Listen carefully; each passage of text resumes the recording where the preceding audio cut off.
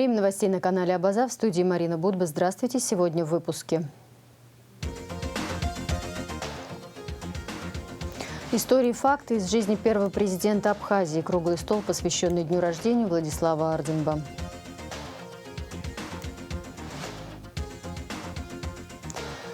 Ничего святого, неизвестные вандалы в поисках цветных металлов осквернили несколько памятников в пантеоне на Сухумской горе. Исторические свидетельства российско-абхазских связей, выставка редких икон, картин по христианским сюжетам и фотографий в Каманском монастыре.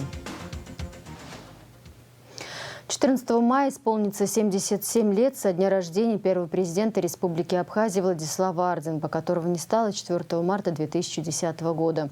Круглый стол, посвященный предстоящему дню рождения Владислава Арденба, состоялся 10 мая в пресс-центре Арсмира по инициативе партии «Форум народного единства Абхазии». С докладами выступили писатель, доктор филологических наук Владимир Зантарий и ученый, доктор исторических наук Аслан Авицба. Спикеры поделились историями и фактами жизни Арденба, где хорошо раскрылись многие грани его личности.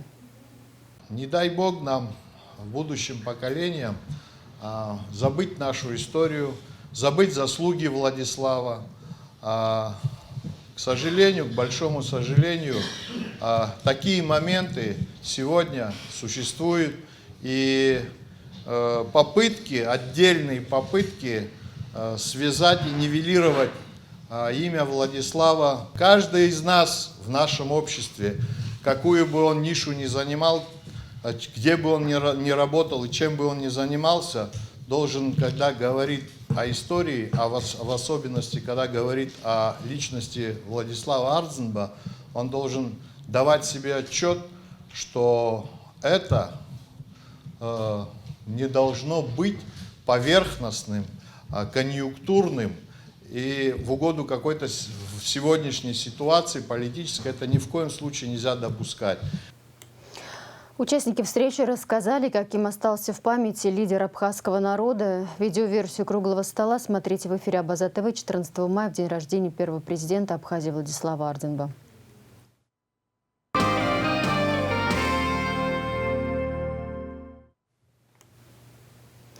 Продолжаются заседания суда по делу о тройном убийстве на набережной Махаджиров в ноябре 2019 года. В ходе очередного заседания суд заслушал письменные материалы дела из томов 7 и 8, просмотрел записи с камер, которые зафиксировали передвижение черной Тойоты Прада, на которой, по версии обвинения, в день убийства передвигался подсудимый Эрик Чкадо. Кроме того, суд одобрил принудительный привод 4 свидетелей. Подробности в нашем эфире в среду 11 мая.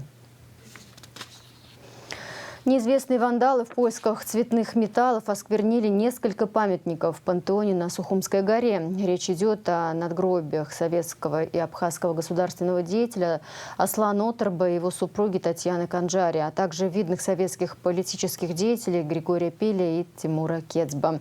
Наша съемочная группа посетила пантеон на Сухумской горе и встречалась с родственниками, чьи памятники пострадали. Все подробности у Анастасии Никоновой. Так сегодня выглядят надгробия советского и абхазского государственного деятеля Аслана Оторба и его супруги Татьяны Канджари, историка и педагога. А так памятник, расположенный в Национальном пантеоне на Сухумской горе, выглядел еще 3 мая.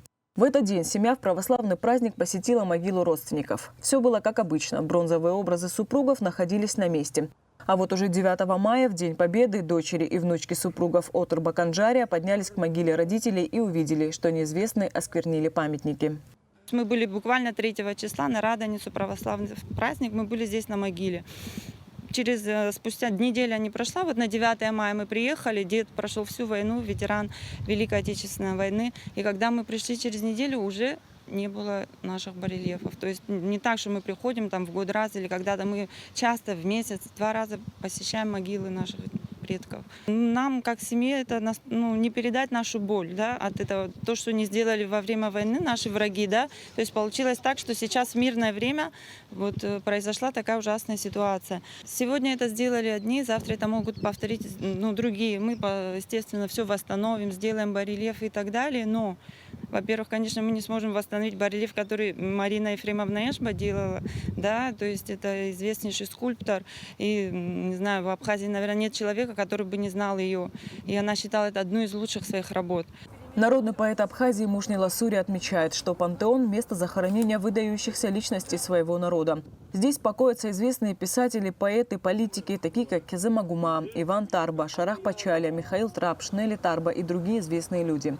Новость о том, что несколько памятников были осквернены, болью отозвалась в сердце народного поэта Абхазии. Пришли 9 мая и выйдет ужас, они увидели здесь. Нет образа отца, нет образа матери.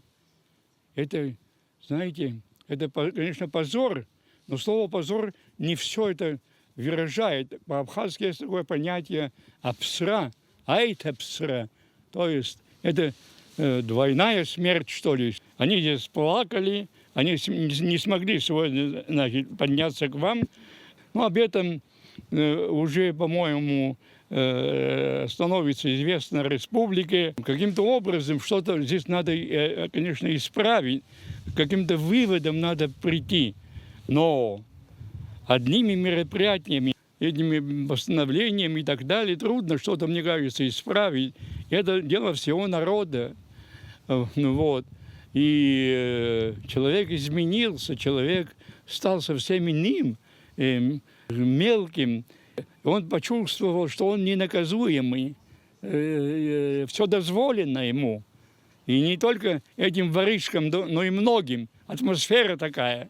К сожалению, пострадал и памятник известного советского политического деятеля Григория Пилия, которого первым похоронили в национальном пантеоне. Неизвестные вандалы демонтировали его бронзовый бюст с надгробного камня. Мы узнали об этом вчера. Позвонила Алла Отербах и сказала, что такой ужас произошел. Мы очень расстроились. Слов нет, честно говоря. Я очень надеюсь, что эти люди найдутся. Потому что для нас это не просто наш дедушка, да, а это человек, который был общественным политическим деятелем, и он был первый здесь похоронен. И это был даже не барельеф, а такой достаточно массивный бюст бронзовый. Осквернили и памятник видного советского политического деятеля, заведующего отделом административных и финансовых органов обкома партии, министра юстиции и социального обеспечения Абхазской АССР Тимура Кецба.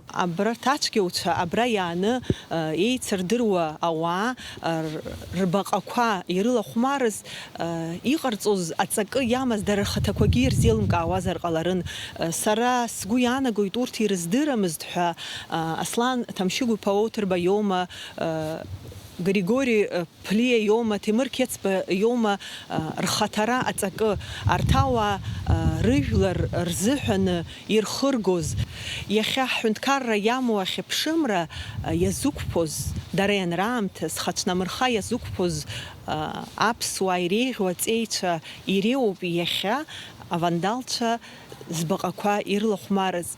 Родственники похороненных в национальном пантеоне отмечают, что наличие света и камер видеонаблюдения, возможно, предотвратили бы подобные инциденты. Но дело в том, что документально пантеон сегодня не прикреплен ни к одному государственному ведомству. Соответственно, за сохранность и чистоту кладбища никто не отвечает. Организация Киацанакуа, Яхалапшуа, Ахчара, Яра территория, Зиги Яхалапшуа и Халар, Убасханоб, Общимак и Напеян Цаны, Янухало, Дахалапшуа и Нухало. Яра Якоршана, Агуара Хкатуб, Агуаш, Ацапхакуай, Кацатуб, Ахчев Яхалапшуа, Дама Зароб, Абарт Квакамлаку, Харада, Арина Хасги и Шакалаша, а то Харада Аричку. Уи Ларгадзам, уи Збтуб, Акалакя Напхгаре, Хабыре, и Рцбыра Акхойт, Джара, организация Чедала Знапиен Цахо, школа еще Кургылана, а так Пхакра, Абри, Абарти Рыдуб, еще Кургылане, Нухалак, нас узацауаги, Дудырвайт, Хабыра Раконпики, Акалакя Напхгаре Раконпики. На месте акта вандализма в национальном пантеоне уже побывали сотрудники МВД. Найдут ли вандалов, которые в поисках ценных металлов осквернили памятники видных исторических личностей нашей страны, покажет время. Анастасия Никонова, Сасрыква Гухава, Абаза ТВ. Об эпидситуации. Согласно сообщению оперативного штаба, за 10 мая со 2 по 9 мая COVID-19 подтвержден у 15 человек. В Гудаутской ЦРБ находится на стационарном лечении 6 пациентов. Общее число выявленных заболевших составляет 53 626 человек. Зарегистрирован 683 летальных случая. Образование. Выпускники абхазских школ смогут поступить в Абхазский госуниверситет, сдав лишь один профильный экзамен. Такая возможность появится у абитуриентов, проявивших себя на специальной олимпиаде от вуза, рассказала в интервью «Спутник» заведующая кафедрой абхазского языка и литературы филологического факультета Диана Джинджал. Первая олимпиада для поступления в университет состоится с 13 по 15 мая. Она пройдет по 37 направлениям, среди которых будут представлены бюджетные места на филологический, юридический, экономический и биолого-географические факультеты. Всемирный Абхазо-Абазинский конгресс начинает цикл лекций об абхазском языке. 11 мая состоится открытие цикла лекций кандидата исторических наук, члена Высшего совета Всемирного Абхазо-Абазинского конгресса Джамбула Инджге, сообщает пресс-служба Всемирного Абхазо-Абазинского конгресса. Темой первой лекции станет абхазский язык – древнейший источник в изучении истории народа. В рамках лекции слушатели ждут результаты исследования о происхождении абхазских слов, первоначальных их значений и форм, а также о том, как в словах отображается культура, традиции и быт народа. С 12 по 13 мая в Сухуми состоятся первые международные шинкубовские чтения, посвященные 105-летию со дня рождения народного поэта Абхазии, народного писателя Кабардино-Балкарии и Адыгеи, академика Академии наук Абхазии, ученого-лингвиста, фольклориста, переводчика, героя социалистического труда, выдающегося государственного деятеля, лауреата Государственной премии Республики Абхазия имени Гулия, кавалера ордена Агдзябша первой степени Баграта Васильевича Шинкуба.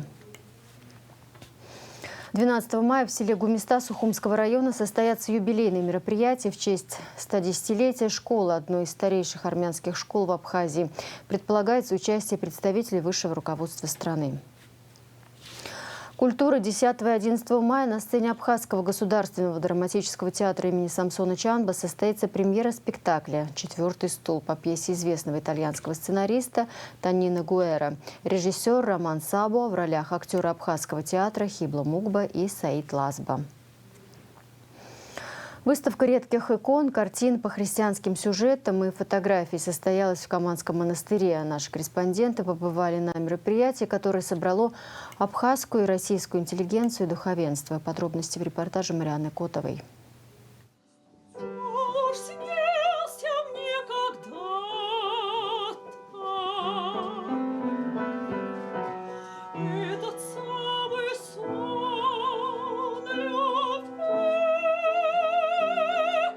Альдона Цку украсила своим пением выставку редких икон, картин и фотографий, свидетельствующих о тесных исторических связях России и Абхазии. Настоятель Каманского монастыря давно собирает свидетельства этих связей через семьи Романовых и Шарвашидзе Чачба. И многие яркие личности из рода Чачба жили в Петербурге, и многие были там замужем в Петербурге, наши княжны, и многие там учились, и даже когда после присоединения много представителей Чачба, династии Чачба были пажами в Петербурге.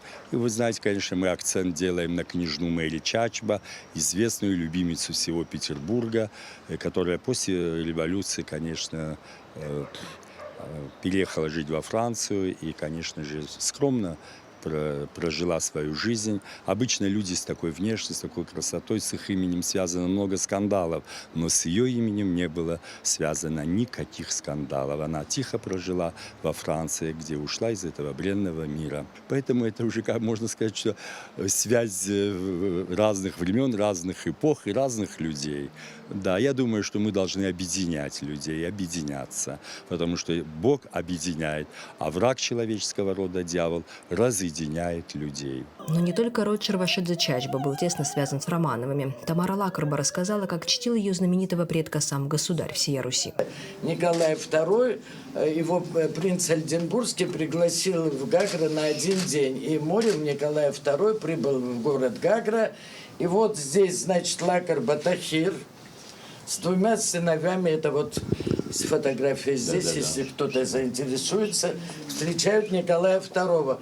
Потом они, значит, забивают бычков на этих, ну, встретили очень. И Николай II пригласил Тахира Лакарба в Питер к себе во дворец.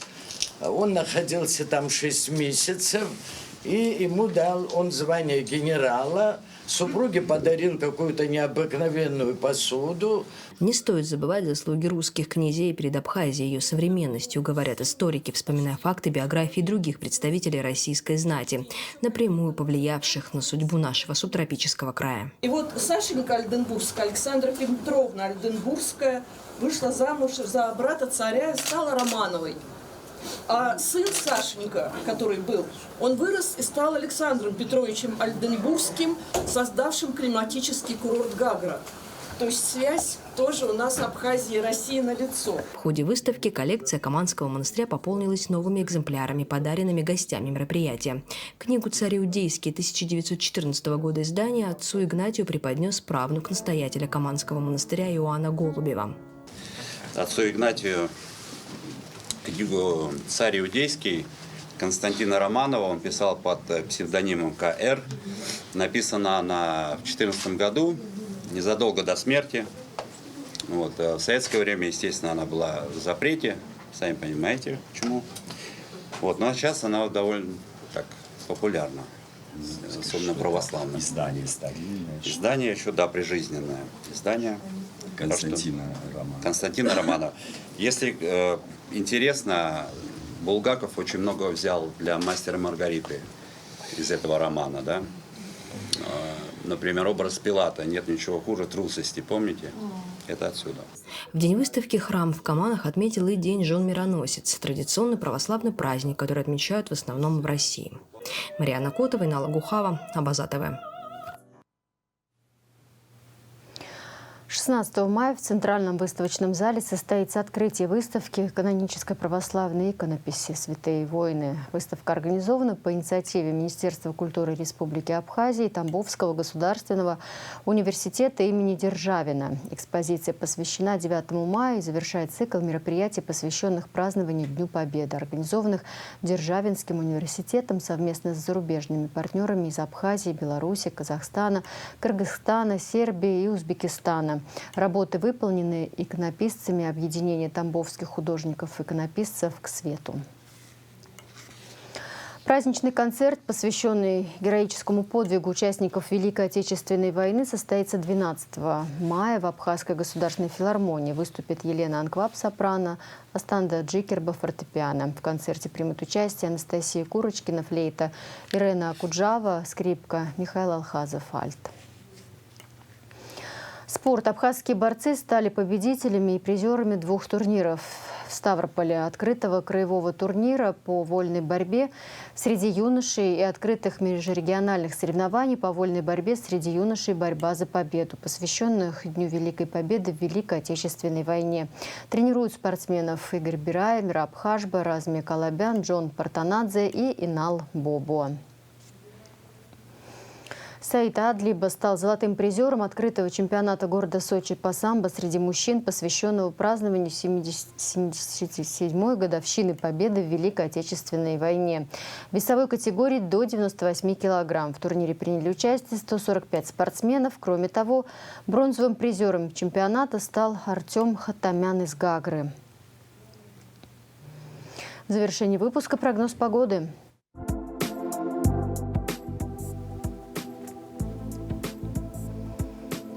В среду в республике ожидается облачная погода с прояснениями. Временами слабый дождь, туман, температура воздуха ночью плюс 6-11, днем плюс 11-16, температура морской воды 13 градусов.